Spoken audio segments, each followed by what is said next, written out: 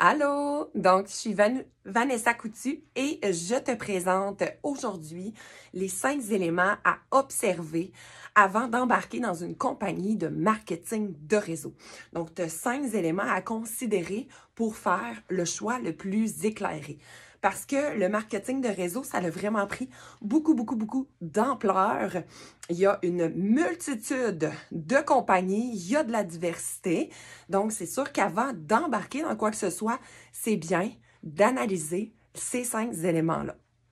Donc, premier élément à observer, c'est le produit, évidemment. Donc, première question, est-ce que tu consommes le produit? Est-ce que tu aimes le produit au point que tu en es fier de dire que tu utilises ce produit-là? Donc, le but, c'est vraiment d'être en amour parce que c'est difficile d'en faire la promotion si ce n'est pas un produit que l'on adore. Tu sais, comme moi, Zaya, je suis vraiment en amour avec les morceaux. Je m'habille 24 heures sur 24 dedans. Je suis toujours en train de faire toucher mon linge, de montrer mes vêtements, de capoter ma vie, de partager l'opportunité de consommer ces produits-là. Donc, vraiment, c'est ce qui est important. Aimes-tu le produit pour la compagnie dans laquelle tu veux embarquer? Pour nous, Zaya, 80% de nos ventes proviennent des clientes. Donc, c'est important qu'elles apprécient le produit. Donc, deuxième élément, c'est l'opportunité de faire du marketing de ces produits-là. Est-ce que la compagnie fournit de nouveaux produits? À quelle fréquence? Est-ce qu'elle est toujours en train d'enrichir sa gamme? La compagnie, est-ce qu'elle prend de l'expansion? Donc, c'est cette importance-là. Tu veux avoir quelque chose à mettre sous la dent à tes clientes. Tu veux avoir des nouveaux produits, pas juste remâcher là, ce qui existe déjà. Donc, est-ce qu'il y a cette nouveauté-là régulièrement? Donc, pour Zaya, nous, on a des nouveautés chaque mercredi. Donc, ça nous permet vraiment là, de toujours garder nos clientes sur le qui-vive, en fait, voir quels seront les nouveaux produits.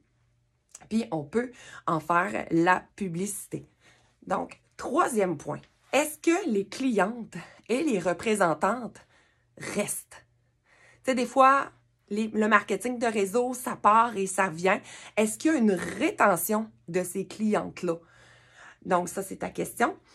Dans l'industrie du marketing de réseau, on parle que 60% des clientes vont recommander, repasser une commande. Donc, 60%. Tandis que pour nous, Zaya, c'est 80% des clientes qui vont repasser une commande. Même chose pour les représentantes. Est-ce qu'elles restent ou est-ce qu'elles quittent? Donc, dans l'industrie, selon le DSA, dans l'industrie, c'est 55% des représentantes qui vont rester dans la compagnie.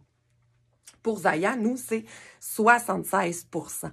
Donc, 3 représentantes sur 4 vont rester parce que c'est une histoire d'amour.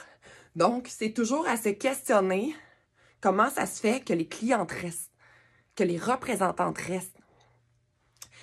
Pour nous, c'est vraiment la relation que les fondateurs ont avec les représentantes, ont avec les clientes. Donc, toute cette relation-là vaut la peine. Si tu ne connais pas nos fondateurs, je te conseille d'aller faire ta petite recherche. Donc, quatrième point, le timing et la compétition. Première question, est-ce qu'il y a beaucoup de compagnies de marketing de réseau dans la branche qui m'intéresse? Est-ce qu'il y en a beaucoup qui vendent le même produit ou un produit similaire? Donc, avant de te lancer, tu peux toujours questionner les gens autour de toi. Est-ce qu'ils connaissent cette marque-là? Est-ce qu'ils utilisent ce produit-là? Si la réponse est non, oh là là, l'opportunité, elle est phénoménale. Elle est grandiose. Donc, toujours bien de tâter le terrain, d'aller voir s'il y a de la compétition potentielle. Ou sinon, parce que tu peux constater que Zaya, il n'y a pas beaucoup de marketing de réseau dans les vêtements de sport et tout aller. Donc, l'opportunité, elle est vraiment là. Puis c'est de voir si toi, tu es aligné avec la compagnie. Donc, 5e élément sur lequel t'attarder, c'est la situation financière de la compagnie et son plan de compensation. Donc, la situation financière d'une compagnie va tout dire. Est-ce que cette compagnie-là, elle est stable? Est-ce qu'elle est saine? Comment elle fonctionne? Donc, on peut faire des recherches.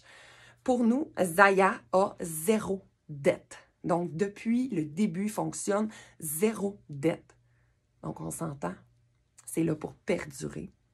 C'est une compagnie qui est simple et le plan de compensation l'est tout autant. Il est très simple. Rien de compliqué, tout est clair. Donc, c'est facile après ça de débuter. Donc, avec ces 5 éléments-là, j'espère vraiment que tu as trouvé cette vidéo-là utile. Puis que si tu penses joindre une compagnie de marketing de réseau, prends le temps de faire tes recherches, prends le temps de poser des questions. Donc, c'est vraiment important que tu sois aligné avec la compagnie que tu vas représenter.